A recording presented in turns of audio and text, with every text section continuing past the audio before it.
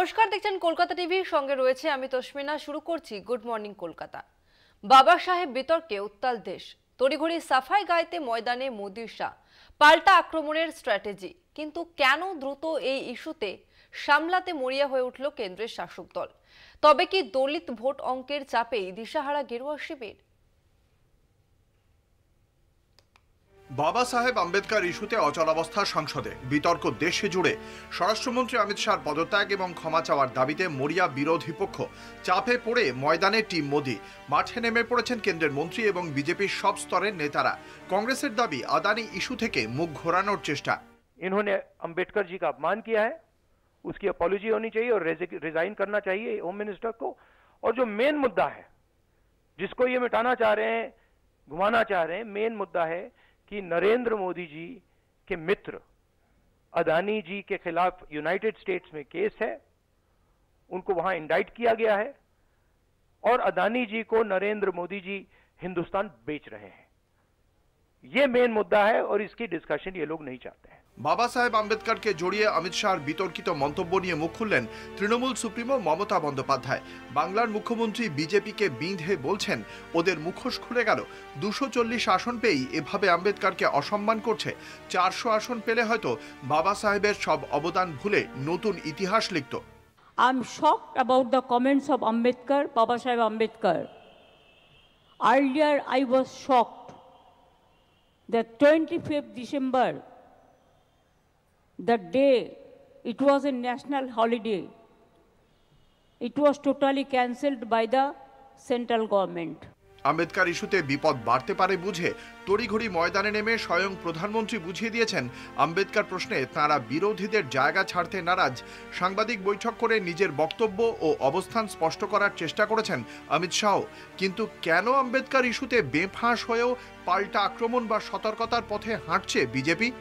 রাজনৈতিক মহল বলছে ভোট ব্যাংকে দলিত শঙ্কা। বিজেপি নেতারা মানছেন রাহুলের লাগাতার প্রচারের প্রভাব গত লোকসভা ভোটের ফলাফলে দেখা গিয়েছে। বিজেপি 400 আসনে জয়লাভের সংকল্প নিয়ে ময়দানে নামলেও তাদের আসন 303 থেকে কমে 250 নিচে নেমে গিয়েছে। 400 আসনে জিতে সরকার গড়তে পারলে মোদি সংবিধান সংশোধন করে দলিত আদিবাসীদের সংরক্ষণের সুবিধা কেড়ে নেবে বলে প্রচার করে কংগ্রেস।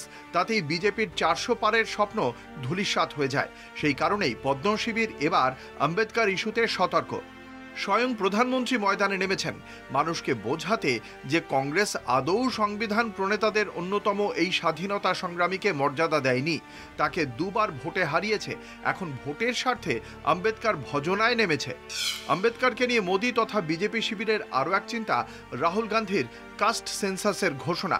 বিরোধী দলনেতা ঘোষণা করেছেন, কংগ্রেস ক্ষমতায় এলে জাতগণনায় প্রাপ্ত ফলের ভিত্তিতে নতুন করে সংরক্ষণের মানদণ্ড ঠিক করা হবে, সংবিধান সংশোধন করে বাড়ানো হবে সংরক্ষণের কোটা। বিজেপির আশঙ্কা, কংগ্রেস তাদের নয়া রণনীতিতে সফল হলে বাধার মুখে পড়বে হিন্দুত্বের চাদরে হিন্দু ঐক্য গড়ার প্রচেষ্টা। জাত নির্বিশেষে তারা হিন্দুদের বৃহৎ অংশকে এক ছাতার তলায় আনতে সক্ষম হলেও তা ভেঙে যেতে পারে। হিন্দুত্বের চাদর বিছিয়ে তৈরি হিন্দু ঐক্য অটুট রাখতে কাস্ট সেন্সাস নিয়েও তাই গেরুয়া শিবির ভাবনা চিন্তা করছে। সব মিলিয়ে বিজেপি তাদের দলিত আদিবাসী ওবিসি ভোট ব্যাংক অটুট রাখতে আম্বেদকর নিয়ে দলের অবস্থান স্পষ্ট করতে মরিয়া। আম্বেদকর বিতর্কের জেরে কেন্দ্রের শাসকের মুখোশ খুলে গিয়েছে। দাবি করেছেন সংবিধান প্রণেতা বাবা সাহেবের পৌত্র প্রকাশ আম্বেদকর। বিজেপির দলিত বিরোধী চরিত্র অমিত শাহের কথায় প্রকাশ পেয়েছে বলে দাবি প্রকাশ আম্বেদকরের। কলকাতা টিভি। অমিত শাহের আম্বেদকর মন্তব্যের জেরে তুলকালাম সাংসদ। রাহুল গান্ধীর ধাক্কাতেই 2 সাংসদ আহত।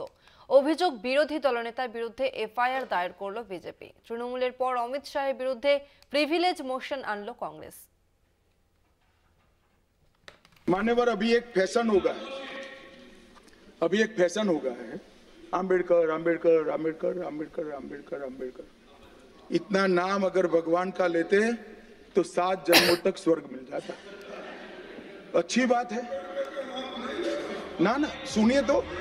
বিরোধীদের কটাক্ষ করতে গিয়ে বুধবার সংবিধানে প্রাণপুরুষ বি.আর. আম্বেদকরের নাম নিয়ে ব্যঙ্গোক্তি স্বরাষ্ট্রমন্ত্রী অমিত শাহের, জানিয়ে বিতর্কের ঝড় দেশ জুড়ে। अभी एक फैशन होगा है आम्बेडकर आम्बेडकर आम्बेडकर आम्बेडकर आम्बेडकर आम्बेडकर। इतना नाम अगर भगवान का लेते तो 7 जन्मों तक स्वर्ग मिल जाता। কেন্দ্রীয় স্বরাষ্ট্রমন্ত্রীর বিরুদ্ধে স্বাধিকার ভঙ্গের নোটিশ আনে তৃণমূল কংগ্রেস। রাজ্যসভা থেকে ওয়াকআউট করেন তৃণমূল সাংসদেরা। শাহের মন্তব্যের প্রতিবাদে সরব হয় কংগ্রেস। সংসদ চত্বরেই আম্বেদকরের ছবি নিয়ে বিক্ষোভ দেখান বিরোধী সাংসদেরা। জয় ভীম স্লোগান ওঠে। শাহের পদত্যাগের দাবি। ये पहले ही कह रहे थे कि कॉन्स्टिट्यूशन को हम चेंज करेंगे, ये इसके खिलाफ हैं, अंबेडकर जी के खिलाफ हैं, उनकी विचारधारा के खिलाफ हैं। इनका पूरा का पूरा काम अंबेडकर जी ने जो किया और जो कॉन्स्टिट्यूशन है उसको खत्म करने का है, तो सब पूरा देश जानता है। क्या मांग करते हैं? क्या मांग करते हैं? क्या अपॉलॉजी की मांग करते हैं? অমিত শাহ স্বরাষ্ট্রমন্ত্রী অমিত শাহ অত্যন্ত অন্যায় কাজ তার কনস্টিটিউশন নিয়ে যে তার ভাষণ সেটাতে করেছেন এবং আম্বেদকর সাহেবের এত অপমান আজ অবধি কোনোদিন সংসদে এভাবে হয়নি। বুধবারের ঘটনার রেশ আছড়ে পড়ে বৃহস্পতিবার সংসদ চত্বরে। আম্বেদকর ইস্যুতে এদিন সংসদের মকরদ্বারের সামনে বিক্ষোভ দেখানো শুরু করেন কংগ্রেস সহ বিরোধী সাংসদেরা। অমিত শাহ প্রকাশ্যে ক্ষমা প্রার্থনার দাবি ওঠে। অভিযোগ, বিরোধী সাংসদদের বিক্ষোভ চলাকালীন বিজেপি সাংসদরা সংসদে প্রবেশ করতে যায়। শুরু হয় ধস্তাধস্তি। দুই শিবিরের কথা কাটাকাটি হাতাহাতির রূপ নেয়। হাতাহাতিতে রক্ত ঝরে উড়িষ্যার বিজেপি সাংসদ প্রতাপ সারেঙ্গের। বিজেপির দাবি, রাহুল গান্ধী ফারুকাবাদের সাংসদ মুকেশ রাজপুতকে ধাক্কা মারেন। তিনি পড়ে যান প্রতাপ সারেঙ্গির ওপর। সারেঙ্গি মাথায় আঘাত পান। মুকেশও আহত হয়ে হাসপাতালে ভর্তি। অর্থাৎ রাহুলের ধাক্কায় দুই বিজেপি সাংসদ আহত হয়েছেন। I want to tell Rahul Gandhi, if you resort to this kind of physical violence, if other MPs also start resorting to physical violence, what will happen? এদিকে রাহুল গান্ধীকে শারীরিক নিগ্রহের অভিযোগ তুলেছে কংগ্রেস। রাহুলকে ধাক্কা দিয়ে ফেলে দেওয়ার অভিযোগ খার্গের। ওম বিড়লাকে চিঠি খার্গে সহ 7 সাংসদের। और आज फिर से इन्होंने एक नया डिस्ट्रैक्शन शुरू किया है। हम अंबेडकर जी के स्टैचू से सारे एमपी शांति से पार्लियामेंट हाउस जा रहे थे। पार्लियामेंट हाउस के सीढ़ियों पे बीजेपी के एमपी लकड़ियां लिए हमारे सामने खड़े होते हैं, हमें अंदर नहीं जाने देते हैं और उसके बाद अब ये थोड़ा सा अपना फिर से डिस्ट्रैक्शन करने की कोशिश कर रहे हैं। ये जबरदस्ती हमारे ऊपर हमला करके, और मैं उसमें पहले ही मैं किसी को धक्का देने की स्थिति में नहीं हूं, लेकिन मेरे को खुद वो लोग धक्का दिए, मैं अपना बैलेंस नहीं संभाल सका, मैं नीचे बैठ गया। কংগ্রেসের আরও অভিযোগ, মকরদ্বারের সামনে রাহুল গান্ধী সহ বিরোধীরা বিক্ষোভ দেখাতে গেলে তাদের বাধা দেওয়া হয়। প্রিয়াঙ্কা গান্ধীকে লক্ষ্য করে কটূক্তি করেন বিজেপি সাংসদরা। তারপরেই হাতাহাতি শুরু হয়। ঘটনার পর আহত প্রতাপ সারেঙ্গির সঙ্গে দেখা করতে যান রাহুল গান্ধী। যদিও এদিন রাহুলদের বিরুদ্ধে তোপ দেখেছেন বিজেপির আইটি সেলের প্রধান অমিত মালব্য। তার দাবি, গান্ধীদের ঔদ্ধত্য আরও একবার সামনে চলে এলো। এবার গান্ধীরা শারীরিক হেনস্থা পর্যন্ত পৌঁছে গিয়েছে। সংবিধান প্রণেতা বাবা সাহেব আম্বেদকরকে নিয়ে বেফাঁস মন্তব্য করে কিছুটা হলেও ব্যাকফুটে কেন্দ্রীয় স্বরাষ্ট্রমন্ত্রী অমিত শাহ। তার আম্বেদকর ফ্যাশন মন্তব্যের সমালোচনায় দেশের রাজনৈতিক মহলের বড় অংশ। ড্যামেজ কন্ট্রোলার শাহ নিজের মন্তব্যের ড্যামেজ দ্রুত সামলে উঠতে পারবেন তো? কলকাতা টিভি। আম্বেদকর বিতর্কের জেরে কেন্দ্রের শাসকের মুখোশ খুলে গিয়েছে, দাবি করলেন সংবিধান প্রণেতা বাবা সাহেবের পৌত্র প্রকাশ আম্বেদকর। রাজ্যসভায় সংবিধান নিয়ে বিশেষ অধিবেশনের জবাবে ভাষণ দিতে গিয়ে বাবা সাহেব আম্বেদকরের নামে কেন্দ্রীয় স্বরাষ্ট্রমন্ত্রী অমিত শাহের মন্তব্যে সংসদের ভিতরে ও বাইরে তীব্র প্রতিক্রিয়া হয়। বিজেপির দলিত বিরোধী চরিত্রে অমিত শাহের কথায় প্রকাশ পেয়েছে বলে দাবি প্রকাশ আম্বেদকরের। अभी एक फैशन हो गया है, আম্বেদকর আম্বেদকর আম্বেদকর আম্বেদকর আম্বেদকর আম্বেদকর। সংবিধানের ৭৫ বছর পূর্তিতে রাজ্যসভায় বিশেষ আলোচনার অন্তিম বক্তা হিসেবে বলতে উঠে কেন্দ্রীয় স্বরাষ্ট্রমন্ত্রী অমিত শাহ মঙ্গলবার বিরোধীদের উদ্দেশ্যে আম্বেদকরের নাম নিয়ে যে উক্তি করেছেন তা নিয়ে দেশ জুড়ে বিতর্ক শুরু হয়েছে। সংবিধানের প্রাণপুরুষ বাবা সাহেব আম্বেদকরকে অসম্মান করা হয়েছে। अभी एक फैशन हो गया है, आम्बेडकर आम्बेडकर आम्बेडकर आम्बेडकर आम्बेडकर आम्बेडकर। इतना नाम अगर भगवान का लेते तो 7 जन्मों तक स्वर्ग मिल जाता। এই অভিযোগ তুলে মন্ত্রিসভা থেকে অমিত শাহের ইস্তফার দাবিতে সরব হয়েছে বিরোধীরা। সংসদের দুকক্ষে প্রতিবাদ শুরু হলেও ক্রমে তা বৃহত্তর ক্ষেত্রে ছড়িয়ে পড়তে শুরু করে। বাংলার মুখ্যমন্ত্রী তথা তৃণমূল নেত্রী মমতা বন্দ্যোপাধ্যায় অমিত শাহের আচরণে তীব্র নিন্দা করে সমাজ মাধ্যমে পোস্ট করেন। পরিস্থিতি জটিল আকার নিতে আসরে নেমে পড়ে আম্বেদকরের সঙ্গে কংগ্রেসের বিরোধের কথা মনে করিয়ে দিয়ে রাহুল গান্ধীদের আক্রমণ শানান প্রধানমন্ত্রী নরেন্দ্র মোদী। এই আবহেই বাবা সাহেবের পৌত্র দলিত সংগঠন বঞ্চিত বহুজন আঘাড়ি নেতা প্রকাশ আম্বেদকর বলেন, বিজেপির সাবেক সংগঠন ভারতীয় জনসংঘ মতাদর্শগতভাবে মনুবাদের অনুসারী, তাই তারা ঘোরতরভাবে বাবা সাহেবের বিরোধী। দলিতদের অধিকার ও সামাজিক ন্যায়ের প্রবক্তা বাবা সাহেবকে কোনোদিনই হিন্দুত্ববাদীরা সহ্য করতে পারেনি। সংসদে অমিত শাহের মন্তব্যে সেই অবজ্ঞাই স্পষ্ট হয়ে গিয়েছে বলে মনে করেন প্রকাশ। তাঁর দাবি, কংগ্রেস নয়, বাবা সাহেবের জন্য বিজেপির মনুবাদী এজেন্ডা পূরণ করতে পারেনি। অমিত শাহের কথায় সেই আক্রোশ ফুটে উঠেছে। অন্যদিকে অমিত শাহের বিরুদ্ধে आवाज তোলার জন্য तृणमूल कांग्रेस के धन्यवाद जानिয়েছেন प्रकाश आंबेडकर। जे काही वक्तव्य आहे की आंबेडकर आंबेडकर आंबेडकर करण्यापेक्षा देव देव देव देव असं जर नावं घेतलं असती तर ती আম্বেদকরকে নিয়ে এহেন মন্তব্য জনসমক্ষে আসতেই দেশের নানা প্রান্তে দলিত সহ বিভিন্ন রাজনৈতিক দল প্রতিবাদে সামিল হয়েছে। বৃহস্পতিবার দিল্লিতে যুব কংগ্রেস কেন্দ্রীয় স্বরাষ্ট্রমন্ত্রীর পদত্যাগের দাবিতে বিক্ষোভ দেখায়। কলকাতা টিভি।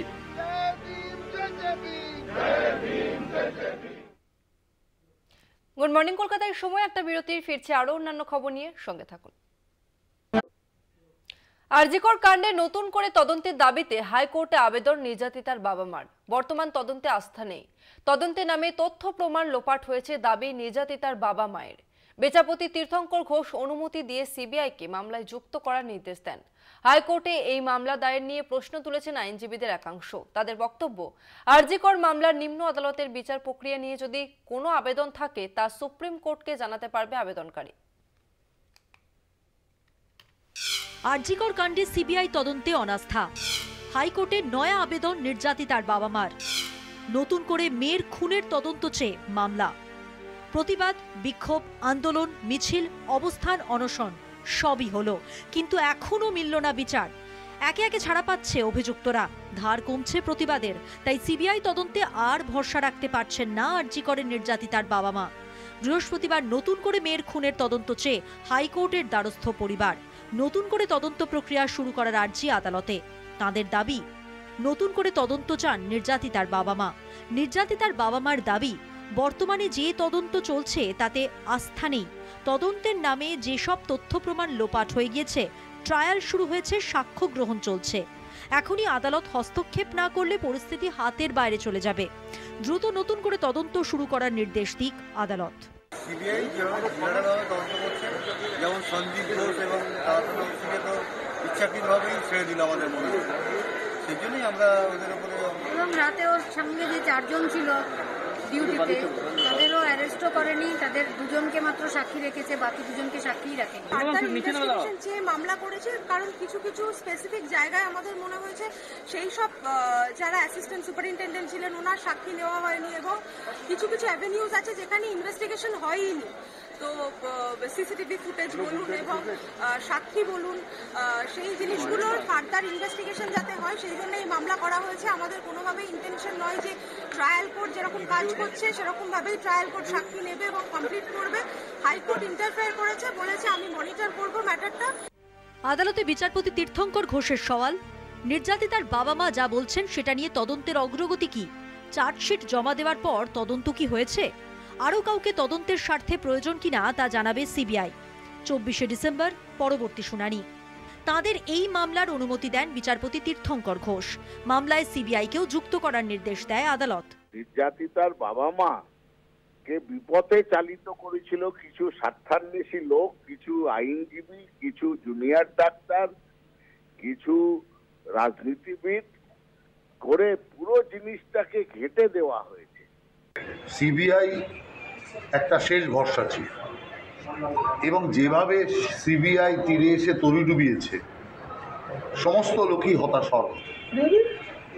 কিন্তু আদালতে বিচার চেয়েছে, কারা বিচার করবে এটাও তো সবচেয়ে বড় প্রশ্ন। কারণ সিআইডি মামলা ধামাচাপা দিতে চায়, সিবিআই অযোগ্যতার প্রমাণ দিয়েছে, তাহলে মামলার এই দেখভাল কে করবে, তদন্ত কে করবে, এটাই হচ্ছে সবচেয়ে বড় প্রশ্ন। তদন্তের নামে গাফিলতি হচ্ছে, কেউ না কেউ কোথাও না কোথাও কারোর নির্দেশে এই তদন্তকে বিলম্বিত করছে এবং ধামাচাপা দেওয়ার চেষ্টা করছে।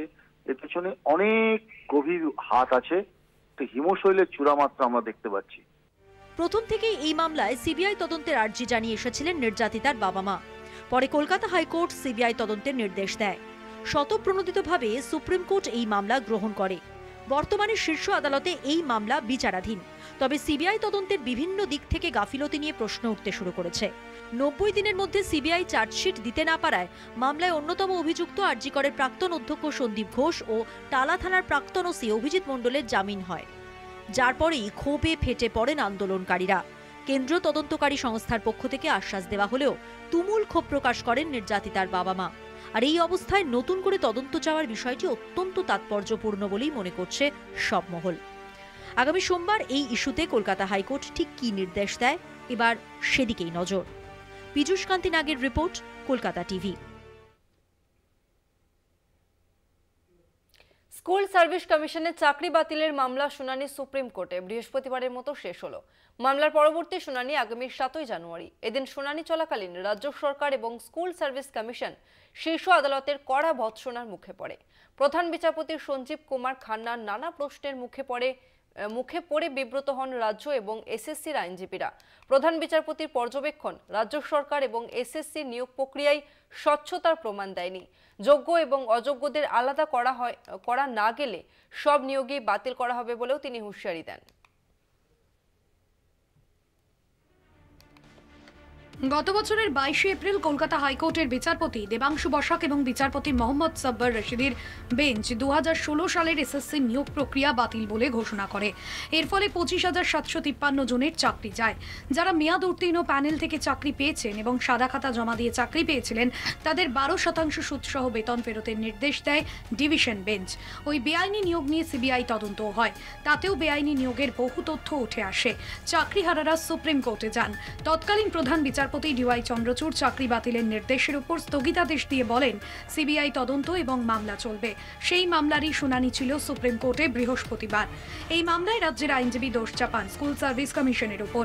তার অভিযোগ, কমিশন টেন্ডার ছাড়াই বেসরকারি সংস্থাকে ওএমআর তৈরির বরাত দিয়েছিল, তাতে অনেক অনিয়ম হয়েছে। প্রধান বিচারপতিও বলেন ওএমআর শিটে অনেক কারচুপি হয়েছে। তবে রাজ্যের আইনজীবী বলেন সিবিআই তদন্ত করে কিছু অনিয়ম পেয়েছে, তার জন্য 25,000 নিয়োগ বাতিল হবে কেন? মামলার পরবর্তী শুনানি 7 জানুয়ারি।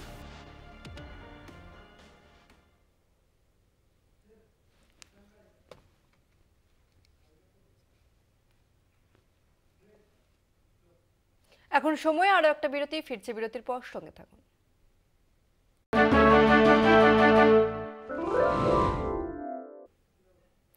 মার্চের গোড়ায় শহর থেকে বাতিল হবে প্রায় 2,500 হলুদ ট্যাক্সি। তারই প্রতিবাদে শিয়ালদায় হলুদ ট্যাক্সি চালকদের জমায়েত, নেতৃত্বে এআইটিইউসি। হলুদ ট্যাক্সি বাঁচাতে মুখ্যমন্ত্রীর হস্তক্ষেপের দাবি ট্যাক্সি সংগঠনগুলির।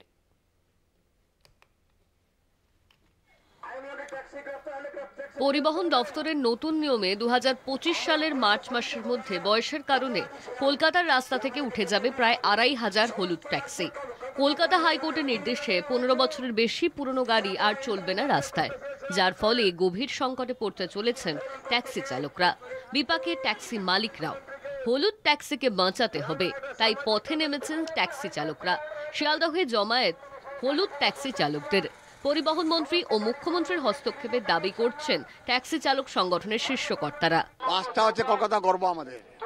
একটা হচ্ছে হাওড়া ব্রিজ, কেসি দাসের রসগোল্লা, ভিক্টোরিয়া মেমোরিয়াল, ট্যাক্সি এবং ট্রাম। তো ট্রাম তো সরকার ধাপে ধাপে আস্তে আস্তে সরকার ট্রামটাকে তুলে দিচ্ছে। যেহেতু কলকাতা গর্ব হল ট্যাক্সি, এর সঙ্গে অনেক লোকের আবেগ জড়িয়ে আছে, সেই জন্য বলছি কি আপনারা হল ট্যাক্সিকে রক্ষা করুন। আমরা প্রধানমন্ত্রীকে চিঠি দিয়ে জানিয়েছি আমরা করবে। ওরা মেয়াদ উত্তীর্ণ হয়ে আমরা সেটাই তো সরকারকে বলেছি, যে মেয়াদগুলো উত্তীর্ণ হবে আমরা রিপ্লেসমেন্ট বলেছি। পারমিট তো বাতিল হবে না, গাড়ি বাতিল হবে, পারমিট তো থাকবে, পারমিটটাকে রিনিউয়াল করতে হবে এবং সেই পারমিটের এগেনস্টে সরকারকে অন্য গাড়ি দেওয়ার জন্য ওই পারমিটের উপরে সরকারকে বলেছি। শহর কলকাতার ঐতিহ্য হলুদ ট্যাক্সি, আর এই হলুদ ট্যাক্সি বাঁচাতেই উদ্যোগী হয়েছেন ট্যাক্সি চালক সহ ট্যাক্সি সংগঠনের সদস্যরা। West Bengal taxi operators coordination committee এবং সেই সঙ্গে আরও অনেক ট্যাক্সি সংগঠন তারা চাইছেন যে শহর থেকে যাতে হলুদ ট্যাক্সি উঠে না যায়। ইতিমধ্যেই সুপ্রিম কোর্টের রায় রয়েছে যে 15 বছরের পুরনো গাড়িকে বাতিল করতে হবে, কিন্তু সেই পুরনো পারমিটেই যাতে নতুন গাড়িকে এই হলুদ ট্যাক্সির পারমিট দেওয়া হয় সেই দাবি নিয়েই সরব হয়েছেন ট্যাক্সি চালক সহ ট্যাক্সি সংগঠনের প্রতিনিধিরা। তারা পরিবহন মন্ত্রীকে চিঠি দিয়েছেন এবং সেই সঙ্গে মুখ্যমন্ত্রীর হস্তক্ষেপ দাবি করছেন।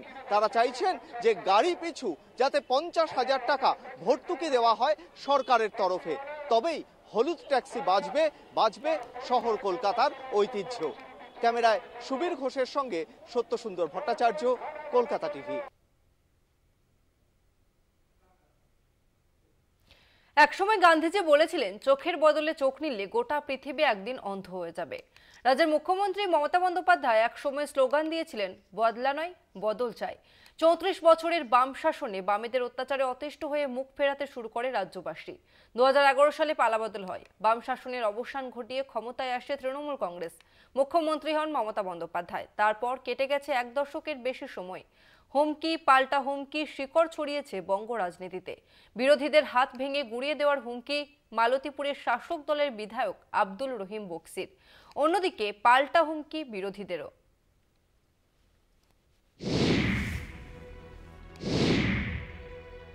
সিপিএম এবং কংগ্রেস তারা বিজেপিকে মদত দিচ্ছেন এই দুই দল। আমরা বলি বন্ধু, আরো বেশি শক্তিশালী হন। যে হাত দিয়ে মাছ ধরার সামগ্রী অর্থাৎ পশ্চিমবঙ্গের মানুষের টুটি চেপে ধরার চেষ্টা করছে, যে সিপিএম কংগ্রেস সে হাত খানা নামিয়ে দিন। আর যে মাথার মধ্য দিয়ে পশ্চিমবঙ্গে অশান্ত করার বুদ্ধি বের হচ্ছে, সেই মাথাটাকে ভেঙে চুরমার করে পিষে দিন। এভাবেই বিরোধীদের হাত পা ভেঙে গুঁড়িয়ে দেওয়ার হুমকি দিলেন মালতীপুরের বিধায়ক আব্দুর রহিম বক্সি। কালিয়াচক 1 নম্বর ব্লক তৃণমূল কংগ্রেসের বর্ধিত সাংগঠনিক সভায় বক্তব্য রাখতে গিয়ে হুঁশিয়ারি দিয়ে বসেন তৃণমূলের জেলা সভাপতি আব্দুর রহিম বক্সি। তারপরেই পাল্টা হুঁশিয়ারি দিয়েছে বিরোধীরাও। নীতির কোনো সৌজন্যবোধ শিষ্টাচার কিছুই মানতে চায় না। আর আমার মনে হয় যে এইসব তৃণমূলের নেতার নিজের দলের মধ্যেই বিশ্বাসযোগ্যতার অভাব হচ্ছে, এবং বিশ্বাস তৈরি করবার জন্য যে আমি দলের প্রতি বিশ্বস্ত সৈনিক, এটা প্রমাণ তৈরি করবার জন্য, এই বিশ্বাসটাকে তৈরি করবার জন্য এইসব উল্টোপাল্টা কথা বলছেন। রহিম বক্সি তিনি অযাচিতভাবে তৃণমূল কংগ্রেসের কী ধরনের নেতা আমার জানা নেই, কিন্তু তিনি অযাচিতভাবে তিনি বিজেপিকে যাচ্ছেতাইভাবে গালিগালাজ করছেন। তাকে মালদার মানুষের কাছে, মালদার সংস্কৃতি মনা মানুষের কাছে ক্ষমা চাইতে হবে। তা না হলে তিনি যেন ভেবে না থাকেন, তিনি যেন ভেবে থাকেন যে হাত তারও আছে, পা তারও আছে, মাথা তারও আছে, দাঁত তারও আছে, এটা যেন তিনি খেয়াল রাখেন। হুমকি পাল্টা হুমকিতে সরগরম রাজ্য রাজনীতি। শাসক দলের বিধায়ক বিরোধীদের হাত পা ভেঙে দেওয়ার হুঁশিয়ারি দিয়েছেন, মাথা গুলিয়ে দেওয়ার হুঁশিয়ারি দিয়েছেন। বিরোধীদের হুমকি দেওয়ার জন্য শাসক দলের বিধায়ককে মালদা জেলাবাসীর কাছে ক্ষমা চাওয়ার দাবি জানিয়েছেন উত্তর মালদা জেলার বিজেপি সভাপতি। দলের অন্তর্দ্বন্দ্বের কথা তুলে ধরে কটাক্ষ করেছে CPM. Kolkata TV. Good morning Kolkata আজ এই পর্যন্তই। দেখতে থাকুন কলকাতা টিভি রাত দিন 7।